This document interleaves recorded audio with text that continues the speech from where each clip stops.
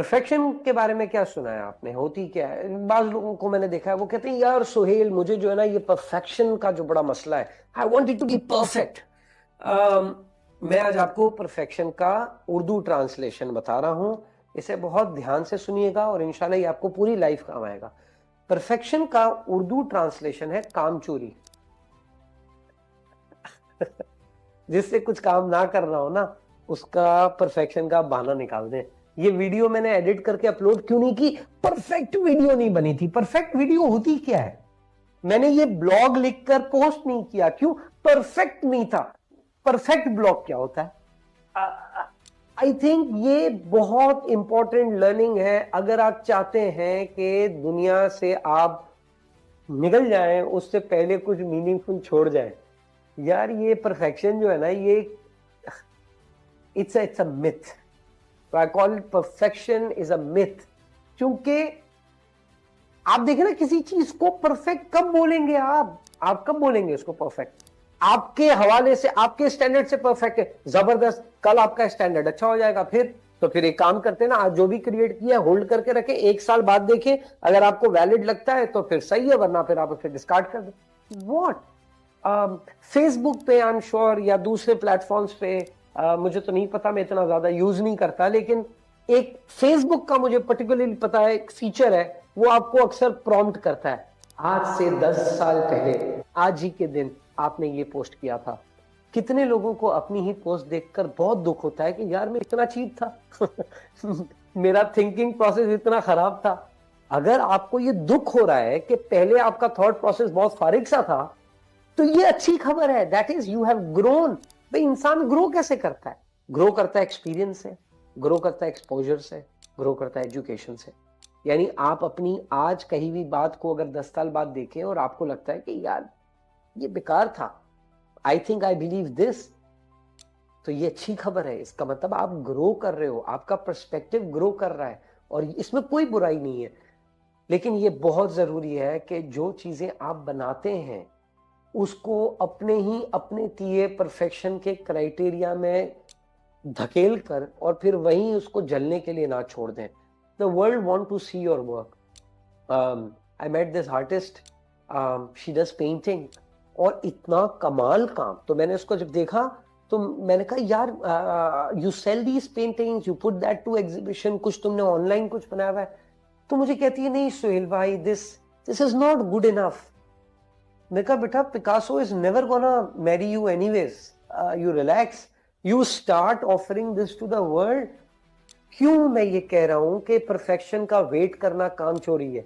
इसलिए क्योंकि when you produce something and you offer it to the people who, जिनके लिए शायद आप बना रहे हो या शायद आप लिख रहे हो या शायद आप क्रिएट कर रहे हो, वो आपको फीडबैक देंगे। वो आपको मारेंगे नहीं, वो आपको फीडबैक देंगे। वो पॉजिटिव भी हो सकता है which is a reinforcer for you to do more, वो क्रिटिकल भी हो सकता है which allows you an opportunity to relook it. इसमें भी दो लर्निंग्स है। जब आपको कोई क्रिटिकल फीडबैक देता है तो उसमें खाली ये नहीं होता है कि ओ इसने बुरा फीडबैक दे दिया, I need to close this down. There can be two channels to it.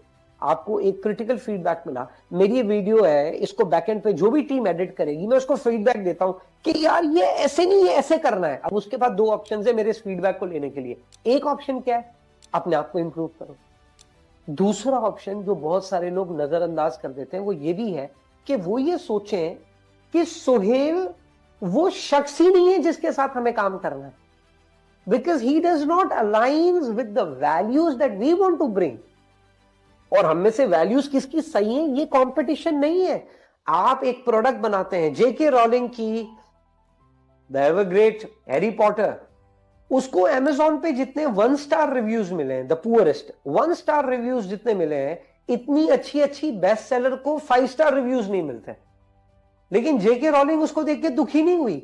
JK rolling के हिसाब से ये जिन्होंने 1 स्टार रिव्यू दिया है, वो फीडबैक उसने हैरी पॉटर के लिए नहीं दिया है, वो फीडबैक उन्होंने इस चीज के लिए दिया है कि ये बुक उनके लिए नहीं है, उनको नहीं अच्छी लगी क्योंकि उनका जहन इस किताब के लिए तैयार नहीं है। दैट्स ओके, बट ये सिर्फ तब होगा जब जेके रोलिंग हैरी पॉटर लिखकर आपको देगी, प्रेजेंट करेगी।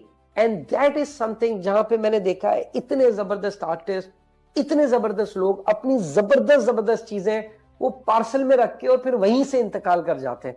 आई थिंक ये अल्लाह ताला की दी हुई बहुत सारी नेमतों का उसको हम वेस्ट करते हैं। And I think this is cheating, this is cheating. इसको पैशन वैशन कह के साइड पे ना हो जाए सर, पैशन वैशन नहीं, इसको पैशन कह के साइड पे होने की गुंजाइश नहीं है। इसमें रास्ता ढूंढना है, इसमें हमने ये देखना है कि यार मेरा ये पैशन है, इसको पहले तो पैशन कहना छोड़ें, इसको आप कहें कि ये मेरा गिफ्ट है। ओह वाह, व्हाट अ ब्यूटीफुल वर्ड। आप इसको ये नहीं कहो मेरा पैशन है, आप कहो मेरा ये गिफ्ट है, मुझे अल्लाह ने ये स्किल दी है, मैं ये कर सकता हूं, आप उसको करो and then present it to the world. देखें तो सही लोग क्या कहते हैं, वो क्या करेंगे, आपको घर आपका एड्रेस पता करके गोली मार देंगे। You really think so? Until of course आप कोई इस तरह का कंटेंट ना लिख रहे हो, but I think in most of the cases, that is 99.9% of the cases, this is not going to happen. आप perfection की चादर के पीछे ना छुपें, आगे आए, ship your work, show your work to the world and look out for that feedback.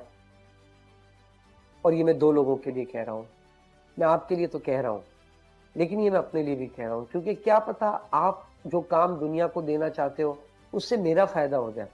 That's how the world works. So perfection का बहाना बनाकर अपनी काम चोरी को एक बड़ा ही decent English word देने की कोशिश ना करें। Come out and give something amazing to the world. The world is waiting for that.